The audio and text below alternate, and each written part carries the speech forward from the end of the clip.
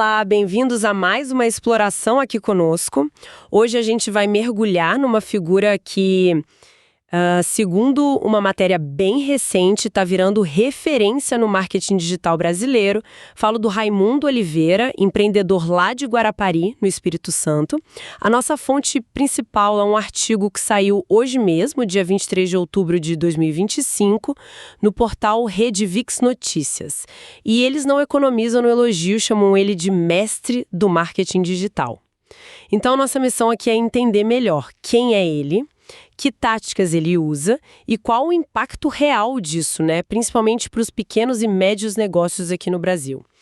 Ok, vamos desempacotar isso? Olha, é um ponto de partida bem interessante, né? Porque hoje em dia, marketing digital, não é mais só uma opção. Para muitos negócios no Brasil, virou, assim, questão de sobrevivência mesmo, ou de crescimento. E com isso, claro, a busca por conhecimento prático, por alguém que mostre o caminho das pedras, nossa, explodiu. E é aí que entram figuras como esse Raimundo Oliveira. A fonte diz que ele começou explorando nichos como dropshipping, aquele modelo, né? Vender sem ter o estoque físico. E também montando lojas virtuais, e-commerce mesmo, usando plataformas tipo a Shopify é bem conhecida, né? Facilita bastante para quem quer começar. É um caminho até comum, vamos dizer assim, mas o artigo sugere que ele se destacou, fez algo diferente ali. O grande diferencial está na forma como ele compartilha o que aprendeu. O artigo fala de um canal no YouTube com mais de 12 mil inscritos, o que já é legal. Mas o número que, para mim, salta aos olhos é esse. Mais de 1.000 vídeos publicados. 1.000 vídeos. É muito conteúdo, é coisa pra caramba. E os temas são bem pé no chão, né? Direto na dor do empreendedor. Tipo, como montar sua loja na Shopify. Como criar um funil de vendas, que é basicamente aquele passo a passo para levar o cliente até a compra, certo? Isso. Técnicas de copywriting, que é a escrita que vende. Otimização para busca, o famoso SEO, para ser achado no Google sem pagar anúncio. E também gestão de tráfego pago, né? Como usar os anúncios online do jeito certo. Aí ele também tem um blog com artigos mais, assim, aprofundados. A chave, segundo a matéria, é o foco na aplicabilidade e na simplicidade. E isso me chamou a atenção. Pois é. O que é fascinante aqui é justamente essa coisa da didática acessível. Porque, vamos combinar, o marketing digital pode ser bem intimidador, né? É sigla para todo lado, é jargão, funil, SEO, copy, lead, conversão. A habilidade de pegar tudo isso, esses conceitos que parecem complexos, e transformar em passos simples que funcionam para alguém que talvez nem tenha formação na área, isso sim é ouro. É ensinar o como, não só o quê. E essa consistência que você mencionou, mais de 1.000 vídeos, isso não é só um número, né? Isso constrói uma imagem de autoridade, de alguém que entende do riscado, e mais ainda, de confiança. Quem chega ali vê que tem um trabalho sério, contínuo. Não é fogo de palha, sabe? Essa persistência toda comunica um comprometimento que, atrai quem está buscando solução de verdade. Falando em soluções, vamos ver as estratégias que ele aplica mesmo. O artigo detalha uma metodologia que parece bem integrada. Combina várias peças desse quebra-cabeça digital. Fala de copywriting estratégico, focado em conversão. Textos para fazer a pessoa agir, comprar, se cadastrar. Criação de funis de vendas personalizados, né? Não uma receita de bolo, mas algo adaptado. A Dália SEO técnico, a estrutura do site e também o SEO de conteúdo, os textos. E olha que importante, a análise constante de métricas, os números. Ver o que funciona, o que não funciona. A própria produção de conteúdo educativo que a gente falou entra como estratégia para atrair mais gente e escalar. Aqui é onde fica realmente interessante. A matéria bate muito na tecla de que ele não só ensina isso tudo, ele aplica nos projetos dele mesmo e nas consultorias, nas mentorias que ele dá. Quer dizer, ele está lá na prática usando o que ele prega. Isso deve fazer uma diferença enorme na credibilidade, né? Ah, com certeza. Faz toda a diferença do mundo. E essa combinação de estratégias, ela funciona bem porque pensa na jornada completa do cliente no digital. Se conectarmos isso ao quadro geral, é como se ele montasse um sistema, sabe? O SEO e o conteúdo são a isca para atrair as pessoas certas, quem já está interessado. Aí o copywriting e os funis bem feitos entram para engajar, para criar relacionamento e levar para a decisão de compra, de um jeito natural. E as métricas são o painel de controle, para otimizar tudo, melhorar sempre. Não adianta só atrair, tem que converter. E tem que saber como repetir isso, como escalar. E essa validação na prática, o tal do comer a própria comida, como falam por aí, talvez seja o maior selo de qualidade. Quando ele ensina ou orienta alguém, não está falando só de teoria. Está falando de tática que ele testou, errou, aprendeu e fez funcionar no negócio dele. Isso gera uma confiança, nossa, imensa. Especialmente para o empreendedor que não tem tempo nem grana para perder com promessa vazia, né? A pessoa quer algo que funcione no mundo real. E parece que tem funcionado para bastante gente, pelo que a fonte indica.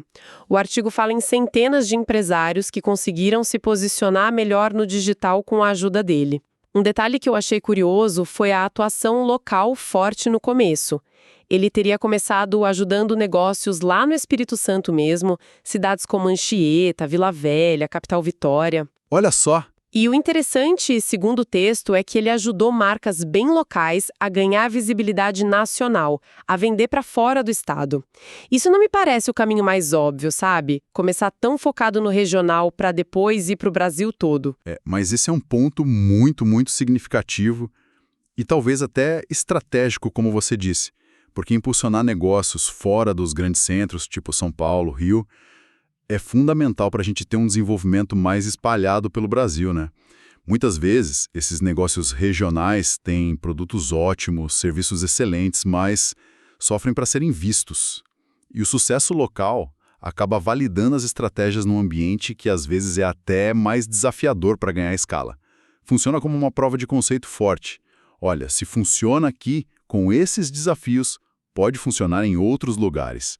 E tem mais, essa abordagem de começar pequeno, ajudando o negócio local a romper barreiras geográficas com o digital, isso conversa direto com a ideia de transformação do empreendedorismo nacional que a fonte menciona. Mostra na prática como a internet pode sim ajudar a nivelar um pouco o jogo. Permite que o negócio de uma cidade menor consiga competir em mercados maiores. É um contraponto interessante àquela concentração toda que a gente vê em tantos setores. Faz todo sentido. E essa base local forte parece que foi o trampolim mesmo, né? Para ir além. O artigo descreve que, nos últimos anos, a atuação dele se expandiu para o Brasil inteiro, e os meios para isso são os que a gente já espera no digital. Cursos online, para alcançar mais gente. Claro. Consultorias personalizadas para quem precisa de algo mais específico. E mentorias individuais, né? Aquele acompanhamento mais próximo, mais estratégico. A fonte faz questão de ressaltar que essa reputação aí de mestre do marketing digital não foi do nada. É atribuída a um trabalho que eles descrevem como ético, consistente e orientado a resultados. Essa combinação, pelo que diz o artigo, faz ele serviço não só como um especialista, mas como uma inspiração. E é uma trajetória de evolução bem interessante que o artigo desenha, né? Começa lá explorando os nichos, aprendendo na prática e, gradualmente, vai para essa posição de educador, de mentor, com reconhecimento nacional. E os pilares dessa construção, pelo que a fonte mostra, são claros. Entregar conhecimento que a pessoa possa usar na hora, sabe? Prático. Usar uma linguagem e um método que descompliquem o marketing digital. Manter a constância, né? Conteúdo, presença. Operar com ética, que é básico para construir relação de longo prazo. E talvez o principal para quem contrata, ter um foco quase obsessivo em gerar resultado concreto, medido, para os clientes e alunos. A conclusão do artigo amarra bem isso tudo. Diz que ele inspira uma nova geração de empreendedores a pensar grande, agir com inteligência e conquistar espaço. É a história de alguém que aprendeu, aplicou, consolidou e passou a ensinar. Escalou o próprio impacto ensinando os outros. Um ciclo virtuoso, né? pelo menos nessa perspectiva. Perfeito. Então, só para a gente amarrar os pontos principais que a gente levantou aqui da fonte. Vimos a origem do Raimundo Oliveira lá no Espírito Santo, começando com e-commerce e dropshipping. Analisamos o foco gigante dele em conteúdo educativo acessível, cobrindo todo o leque do marketing digital prático, Shopify, funil, SEO, copy. Discutimos a metodologia integrada que ele parece usar e ensinar, juntando atração, engajamento, otimização com dados. Vimos o impacto inicial forte lá no Espírito Santo, ajudando negócios locais a crescerem. E como isso virou base para a expansão nacional com cursos, consultorias, mentorias. Então, o que tudo isso significa, olhando para o cenário mais amplo? Olha, pela lente do artigo que a gente analisou, significa que a história dele é apresentada não só como um caso de sucesso individual, mas como um exemplo de alguém que funciona como um catalisador no ecossistema empreendedor. Ele é descrito como uma força que capacita outros a entender e usar as ferramentas digitais para crescer. A narrativa que a fonte constrói é essa. É possível, sim, construir relevância, impacto do zero nesse mercado digital brasileiro que é tão competitivo, mas ancorado em pilares como ética, técnica e propósito. É uma visão bem otimista sobre o poder do conhecimento digital de democratizar, né? Isso levanta uma questão importante. O artigo celebra muito essa disseminação do conhecimento, essa democratização. Mas, pensando um pouco mais criticamente sobre o cenário todo, até que ponto essa educação em marketing digital, que vem de figuras como Raimundo Oliveira e tantos outros, consegue realmente nivelar as oportunidades para os pequenos e médios negócios Brasil afora, de verdade? Ou será que, apesar dessa democratização super valiosa do conhecimento, ainda existem barreiras estruturais muito fortes, tipo acesso a crédito para investir em estoque ou em anúncio pago, desafios de logística gigantes dependendo da região, diferença na qualidade da internet ou a própria competição brutal com os gigantes do varejo online? Barreiras que a educação sozinha talvez não consiga superar. Fica essa reflexão, né? O conhecimento é uma ferramenta poderosa, sem dúvida, mas será que é suficiente para garantir igualdade de condições, na prática, no empreendedorismo digital brasileiro? Fica a pergunta no ar. Uma pergunta excelente e muito necessária para a gente fechar nossa análise de hoje sobre a figura do Raimundo Oliveira e o papel dele no marketing digital brasileiro, conforme a nossa fonte mostrou. Esperamos que essa exploração tenha sido útil, esclarecedora e que tenha provocado aí algumas reflexões. Obrigada pela companhia nesta análise. Encerramos por aqui.